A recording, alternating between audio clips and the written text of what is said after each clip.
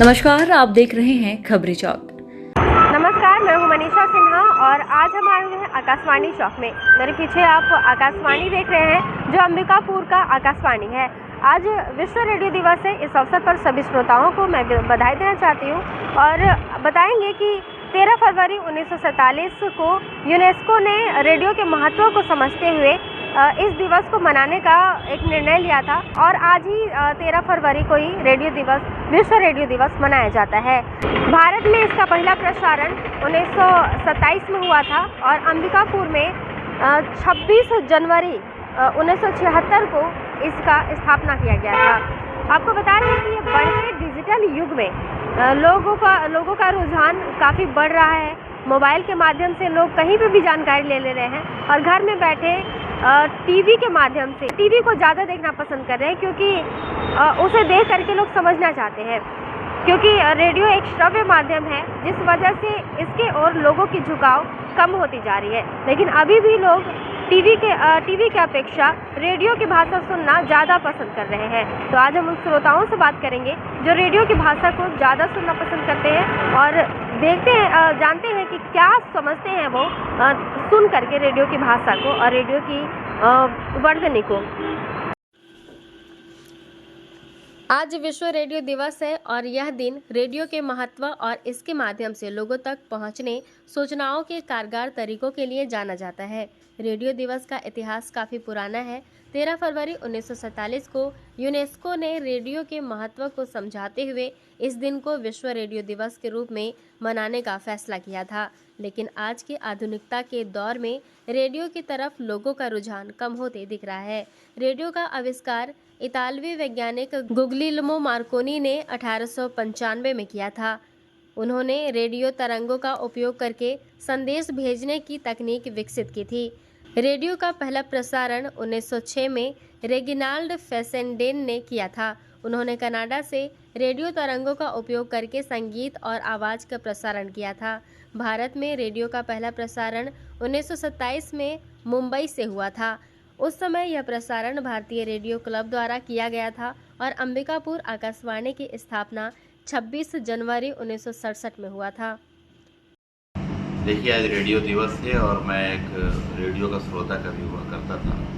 फिर मैं रेडियो की दुनिया में आया और आज मैं आकाशवाणी अंबिकापुर के चौपाल विभाग में लगभग 20 वर्षों से काम कर रहा हूँ और मुझे खुशी है कि आज भी लोग रेडियो सुनते हैं और गर्व भी होता है कि एक समय संचार का एकमात्र साधन रेडियो हुआ करता था और आज भी ग्रामीण क्षेत्र में अगर कोई संचार का कोई माध्यम है तो रेडियो है और रेडियो के जरिए ही आज भी दूरस्थ ग्रामीण क्षेत्रों में लोग जानते हैं कि उनके ज़िले में, उनके संभाग में, उनके प्रदेश में और देश विदेश में क्या हो रहा है।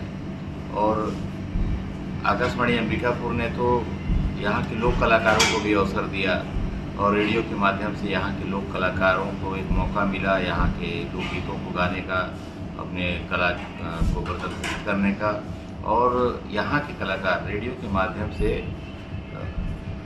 राष्ट्रीय अंतर्राष्ट्रीय स्तर तक पहुँच चुके हैं अपनी कलाकारी दिखाने के लिए। तो ये बहुत गर्व की बात है और विशेषकर किसानों के हितार्थ आकाशवाणी अंबिकापुर ने बहुत बड़ा काम किया है। यहाँ चौपाल के अंतर्गत जो किसानवाड़ी कार्यक्रम है उसके जरिए खेती की नई तकनीक को जानने का अवसर मिलता है। हर रोज़ हम किसानों से बातचीत करते हैं, युवा किसानों से, महिला किसानों से, साथ ही कृषि विज्ञानियों से। खेती पे जितने भी नवाचार हो रहे हैं हम लोग हर रोज़ यहाँ से प्रसारित हो रहा है और लोगों तक पहुँच रहा है और हजारों की संख्या में किसान जुड़े हुए हैं। और ये बताने में गर्व होता है कि आकाशवाणी अंबिकापुर में आज के तकनीकी क्रांति के युग में भी जो श्रोता हैं वो पॉडकास्ट के माध्यम से हजारों पॉडकास्ट आते हैं फिल्मी गीत सुनने के लिए और चौपाल कार्यक्रम के माध्यम से कई सवाल जवाब के कार्यक्रम होते हैं उसके लिए। ये खुशी की बात है कि आज रेडियो दिवस मनाया जा रहा है और रेडियो जन जन तक आगे भी पहुँचे।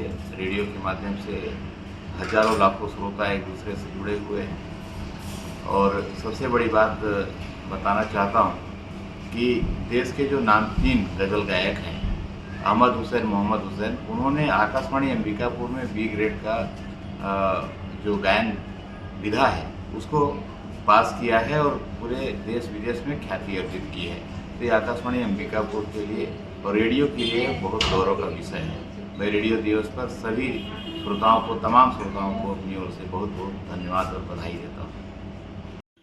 समय के साथ जहां रेडियो लोगों के बीच काफी प्रसिद्धि पाया, तो वहीं आधुनिकता के दौर नित्य नए खोज ने कहीं न कहीं आज के समय में हर हाथ में मोबाइल और हर घर में टीवी के युग में रेडियो से थोड़ी दूरी बना दी है। इन सब के बावजूद आज भी समाज में एक ऐसा तबका है जो रेडियो से जुड़ा हुआ है। वहीं 2014 में देश में सत्ता परिवर्तन के बाद बनी नई सरकार और प्रधानमंत्री नरेंद्र मोदी के बनने के बाद उन्होंने एक बार फिर से रेडियो के महत्व को समझाने, अपने मन की बात के जरिए लोगों तक पहुंचने हेतु रेडियो को चुना, जिसके बाद फिर से रेडियो सुना जाने लगा है। हाँ, यह अलग बात है कि रेडियो के श्रोताओं में पहले की तुलना में काफ़ी कमी आई है, किंतु फिर भी समय के दौर में नित्य नए होते आविष्कारों के बीच भी रेडियो अपने श्रोताओं के बीच में बना हुआ है। आज रेडियो दिवस है और मैं एक ऐसा श्रोता हूँ जो रेडियो मैं बचपन से सुनता हूँ। रेडियो चाहे समाचार हो या फरमाइशी फिल्मी गीतें हो या प्रादेशिक भाषा में कोई कार्यक्रम हो, जैसे सरगुजिया लोकगीत, रेडियो के अलावा कहीं नहीं सुन सकते हैं। किसी भी प्रकार का कोई भी समाचार, सही जानकारी, चाहे ग्रामीण का कार्यक्रम हो या कोई ऐसा कार्यक्रम जो हम भूल गए हों, भूले बिस्तरे गीत, रेडियो में आज हम जब सुनते हैं तो लगता है कि एक ऐसी सादगी भरा भाषा, ऐसा शब्द जो कहीं भी बैठ के सुन सकते हैं। किसी भी प्रकार का कोई फूहड़पना रेडियो में आज भी नहीं आया है। अच्छे शब्दों का चयन, अच्छे शब्दकोश और अच्छी जानकारियाँ ये आकाशवाणी के माध्यम से हमको मिलता है। इसलिए मैं ये कहता हूँ कि रेडियो चाहे कितना पुराना हो जाए, रेडियो रहेगा और रेडियो का महत्व कभी कम नहीं होने वाला है। मैं रेडियो दिवस के अवसर पर यही कहना चाहूँगा।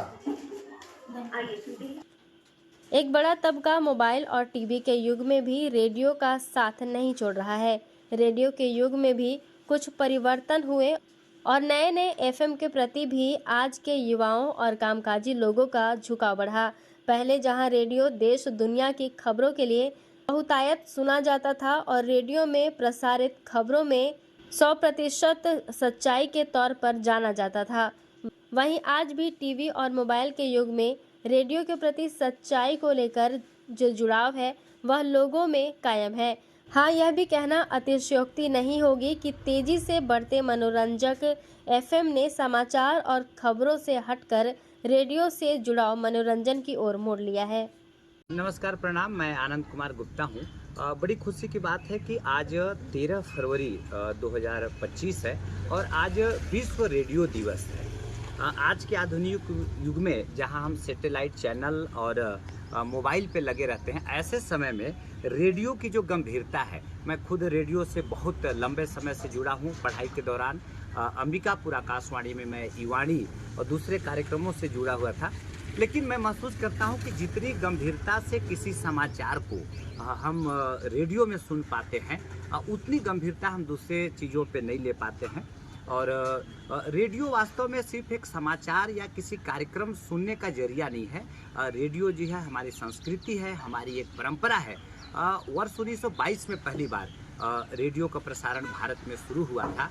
तब से लेकर लंबे समय तक रेडियो अभी भी लोग सुन रहे हैं। तो ये बड़ी खुशी की बात है कि आज भी हम रेडियो से जुड़े हुए हैं।